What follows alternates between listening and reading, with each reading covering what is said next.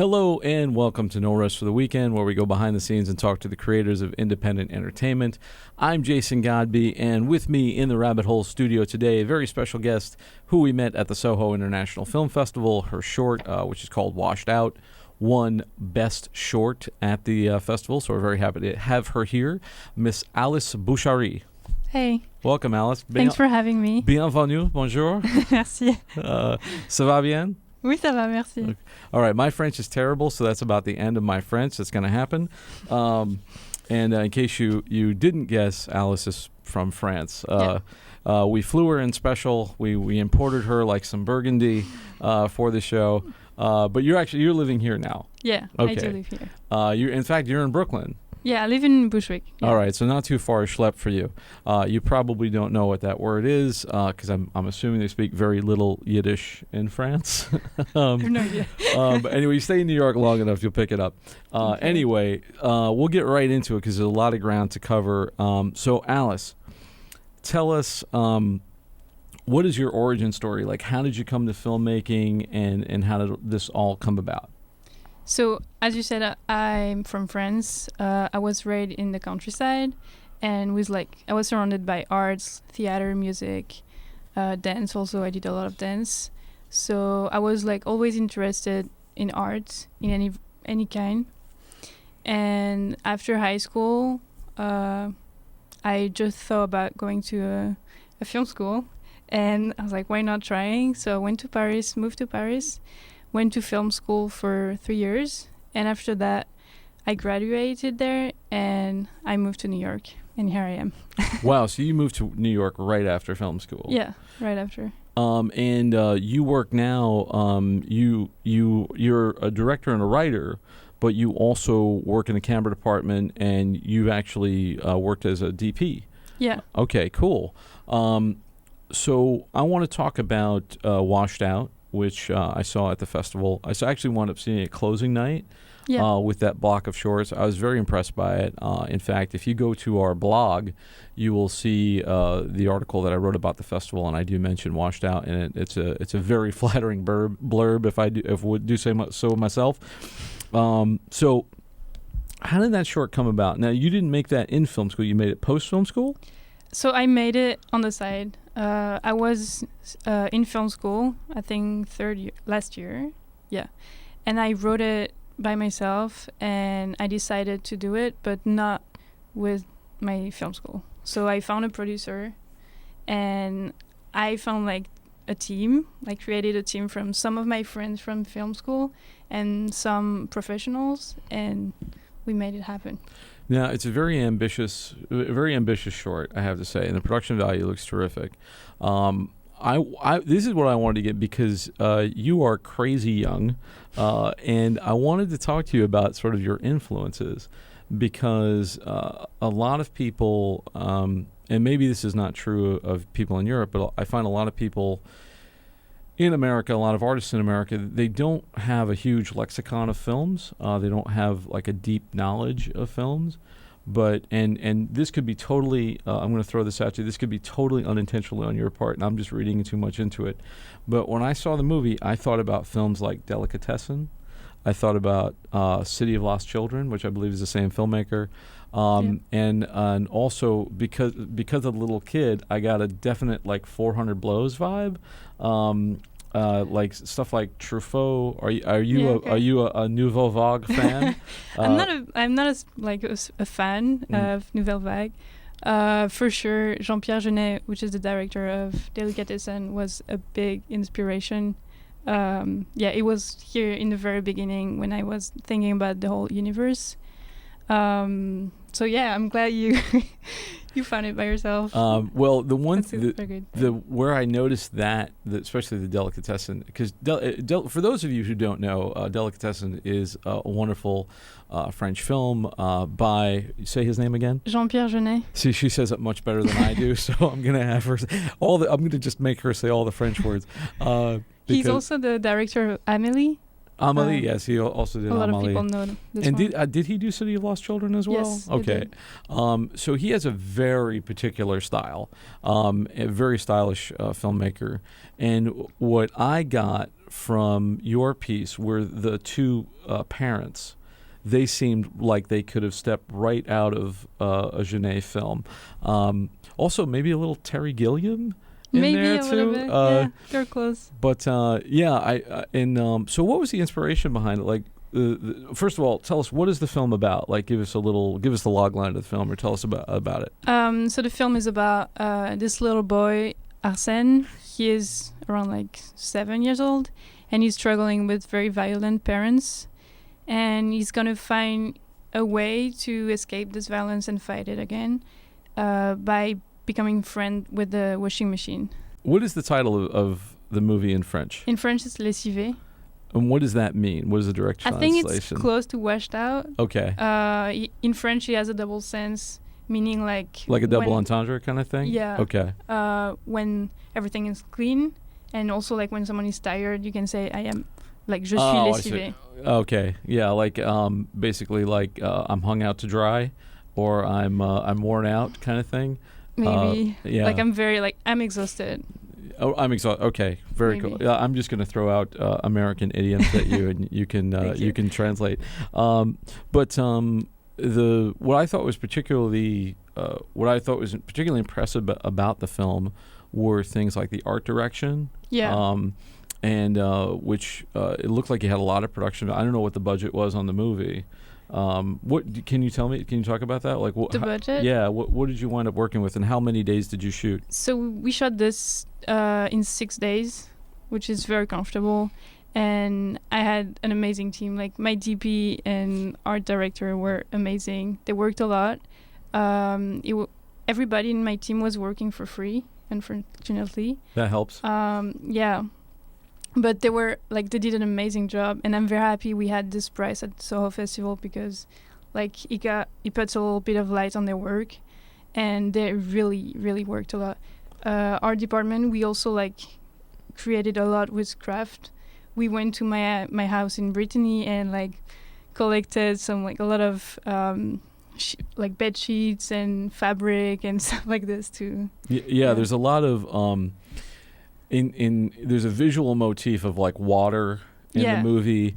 I also noticed that you guys used a pretty cool color palette in terms of lots of blues and grays and things like that. So it's not a very warm movie in terms of color palette. And you shot it in Paris, right? Yeah. So all the exteriors and everything, which I think automatically gives you a lot of production value. And if you're showing it in America, because we're fascinated by Europe, it's like being in New York City too. Like whenever you shoot a film in New York, it's not hard to make it look good.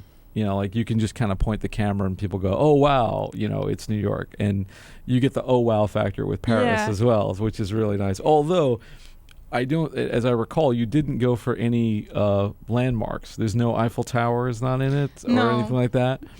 No, but it's still a pretty like cliche movie. Like it looks very French, right? Oh yeah, it does. It does. But in a great way. Yeah, in a cliche and stereotype way, which I was going for it.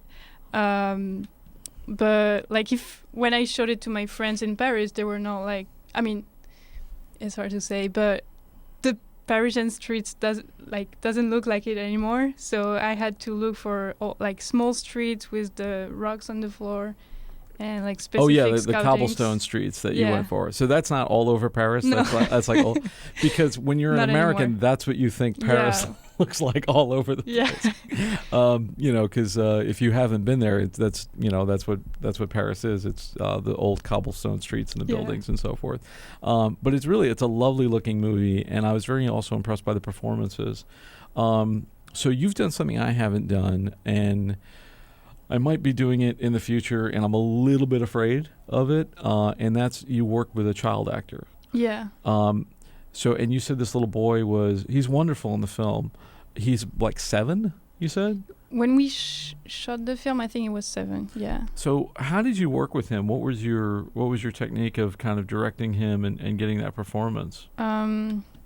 So first of all, it was my first short film, like as a director, and it was Simon, so the little kid, also his first film, and it was great. So we were both beginners in these situations, and I felt super comfortable being with a child because I felt like myself being a child and discovering all the ropes of the job. We prepared the role together. We rehearsed a little bit, but so his character has no dialogue during the film. There isn't a lot of dialogue in the film at all. Not at all. In fact, do the parents ever speak actual words? No, they don't speak. Like they speak their own language. It's like they're growling. They're grunting and grunting. Yeah, which is very appropriate. And the two actors that you got for the parents, let's just call them unique. Yeah. I think that's a good word for them. But two wonderful, unique individuals, and they were amazing. Yeah, and they're amazing actors. They're horrible in the movie. They're just like horrible parents. Like if there's like an award for like worst parent, they would definitely win. There's a few runners up that I could think of, but the chemistry, they did seem kind of like, even though highly dysfunctional, they did seem like a family to me.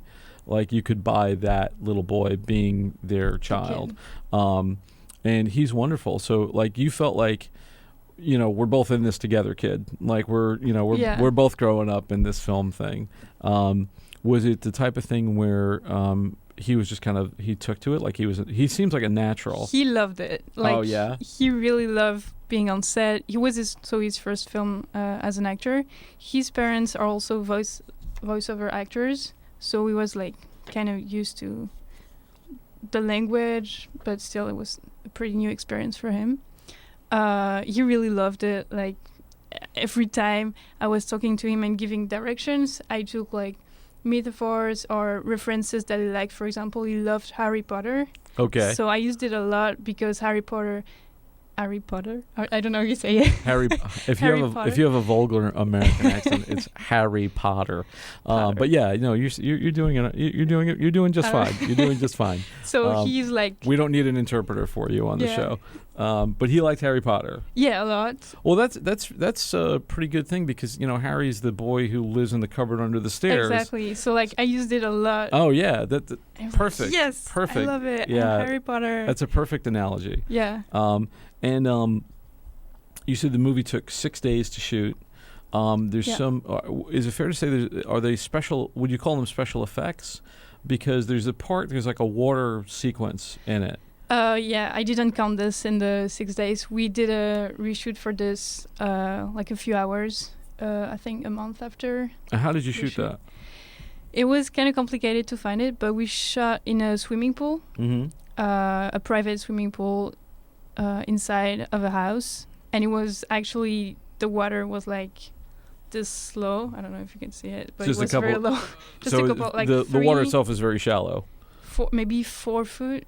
So maybe a meter deep. Maybe a meter. Okay, yeah, but nothing more. And I wanted to look. I know the water metric to system. Look deep. Yeah, I wanted to be like an ocean. Right. And it was okay. So we have a swimming pool, not so deep, and so 1 meter deep swimming pool that you're trying to make look like an ocean. Yeah, but the light did everything. Yeah, I think there's this beautiful underwater sequence in the movie where the boy is sort of underwater and sort of a dream sequence. Sort of thing. It's very metaphoric. Like he's in the water, like if he was in the washing machine, kind of, and it's a very like floating sequence, dreamy sequence. Right, and the whole premise of this is this this boy's life is so horrible that he sort of he befriends a washing machine, but really he kind of builds his own world. Yeah, exactly. And it's an escapist movie. It's about someone escaping through dreams or getting to another reality because this reality is too hard. Is too hard. What did you want people, like, ultimately, when people saw the movie, what did you want people to kind of take away from it? I wanted to talk to their inner child. That's what I wrote at the end of the movie. Because I feel like anybody can relate to this kid, even people who had a great life or had a great childhood. I think there are still moments that you felt like ununderstood or attacked. If it's not by parents, it can be by other people, other kids, and there are ways to escape it, and I feel imagination is a great way, and also to fight it, because at the end, Arsène he fights violence in a way, so we don't really know if it's his like imagination, what really happens, but there's an element of sort of magical realism in it, and some films have done that very well. Others just kind of leave you confused. And I remember, did you ever see the film Birdman? Yeah. With Michael Keaton. So that has a sort of ambiguous ending. Yeah, true. And for those of you who have seen the film, spoilers, but the ending of that, I remember my doctor saying to me, because it ends with a shot of the daughter smiling. And my doctor was like, "What the hell is she smiling about? Her father is like road pizza he's on the pavement, you know." Yeah. And it's like, okay, dude, you didn't get the whole magical realism element in the film, because there is that element as well where he kind of escapes this other reality and flies and has these like telekinetic powers and so forth. But you do get that in your film, and I think it is. It's what I saw in the movie that I think maybe is missing is a lot of sensitivity, and it's sort of like we use the expression sort of made with love. Like there's a very loving attitude toward the boy, toward his. So basically, from almost frame one, the first time you see him, you sympathize with him. Because you're like, oh, those people are horrible. Like, I wouldn't want to live with them. So he's a very, very empathetic character. And how long is the movie? What's the running time of the film? It's 12 minutes. So, in 12 minutes, I think it does a lot. Now, was there any plan to kind of make this a feature film, or do you feel like you said everything you wanted to say in 12 minutes? I think it's good as a short film. I'll give it like this. Yeah, I think that's good. I think a lot of short films now are sort of trailers for features, which I think can work, but ultimately they kind of leave you with a sense that something's missing. Yeah. So it's nice to see, and I think that's probably why it won, because it did have that this is a complete story kind of thing. It's like when you read a short story by Edgar Allan Poe or something, you're not like, oh my God, where's the rest of it? And you go, oh, okay, he told everything in 5-10 pages or whatever it was. But it is. I think it's a lovely movie, and definitely. Can people find it online now? Not yet. So we have other festivals. Okay. Tomorrow I'm going to New Hope for the New Hope Film Festival, and so after the whole festival process, I'm going to put it online. So you're doing the festival circuit with it right now? A little bit. Okay. It's very short, but... So in terms of kind of what's next for you, obviously this film is doing pretty well, and it's hopefully will win more prizes, and hopefully we'll get a bigger audience just so people can kind of see you and your talent. But are you working on anything new in terms of do you want to make a feature next? Are you making more shorts? What do you want to do next? As a director, I am writing a few things on my side. I don't want to rush anything because I like to take my time to make things as good as I want them to be, which takes forever, sometimes too long.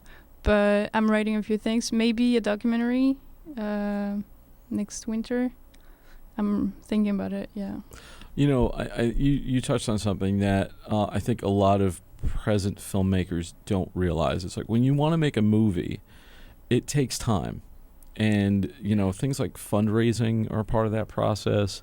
I think a lot of people, their movies wind up suffering because the script is undercooked. Like they don't spend enough time on the script. They don't raise enough money. It's like, well, we budgeted this film for $3 million and we raised $750K, but we're going to try to make it for $750K. It's like, no, don't do that. Like you're going to undersell. Like take the time and see if you can raise the rest of the money to really make the picture right. And I think that's another thing that your film has is like, nobody got paid on it, but the money is on the screen. Like it's in the art direction, it's in the cinematography, it's in the look.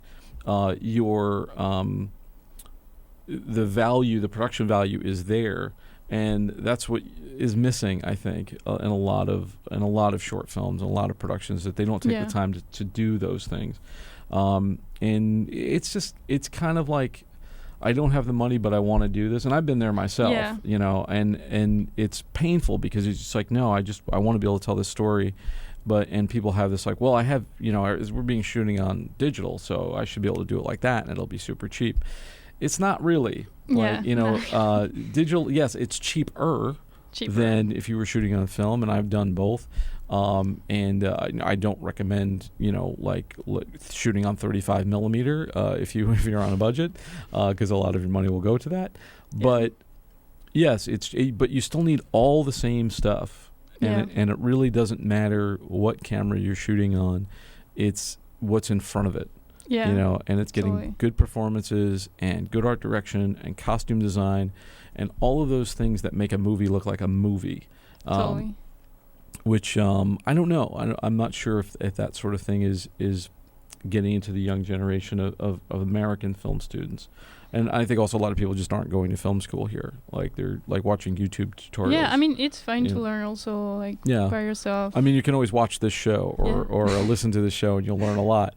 But I think that would be a great takeaway. The reason why this film is so good is because every dollar in the budget is on the screen. Yeah. And you spent the money on the right place. Yeah. Also, I think you have a great eye. And visually, it's a true visual story, because there's not much dialogue in it at all. It's very visual. Which is another thing people need to do. Like, that's another sin that people make when they write short films. They're all dialogue. Yeah. And they think, well, actors want to act, which means writing a bunch of dialogue. But sometimes it's not what you need. No, because film is a visual language. Yeah. The example I keep giving is George Miller's Fury Road. That movie was written in storyboards. Yeah. It was made in 3,000 storyboards, and they just put in the dialogue where they needed it. Yeah. Oh my God, I storyboard everything before shooting this. That's another lesson that you can learn from this is like. I prepared it a lot. You know what storyboards are? Storyboards are great because I used to say they tell you everything but cost you nothing. Totally. I can't draw to save my life, but when I'm directing, I storyboard out. When I made the movie The Last Hit, which is shot on 16 millimeter, we didn't have a lot to do. We didn't have a lot of film to deal with, so I storyboarded every shot because I needed to see the movie before we rolled camera. And again, it takes time, it's boring, and pre-production is a slog. But it's so helpful when you're on set. You feel like free. I felt so good because now if something does come up, at least, and you have to throw out the plan, at least you have an idea of what you're doing. For you, I'm sure there were days where you were like, oh, we got to abandon this, but I know what I want, so I can figure out a way to get it. Yeah, absolutely. So tell us, we have to wrap up, but tell us, Alice, where can people find you on the web if they want to hire you or they want to see more of your work? So I have a website. It's www.aliceboucherie.com. It's Alice. Boucherie is Boucherie. And I have everything. I directed on this, and also my DP work and my reel. Fabulous. And definitely look for her. I think she's a rising star in film. And thank you so much for joining us. I'll say at the end of the program here, thank you for taking this trip down the rabbit hole. For more episodes of this show, you can check out our website, BTRP.NYC/podcast. You can also find us on all the major podcast places like Anchor, iTunes, Stitcher, Google Play, etc., etc. Please remember to like, rate, subscribe, share, tell all your friends about it if you can. We really appreciate it. Once again, I'd love to thank my guest, Alice Boucherie. Thank you very much. Merci beaucoup. Merci. And for Behind the Rubber Productions, I'm Jason Godbey. Thanks for joining us, and we'll see you next time.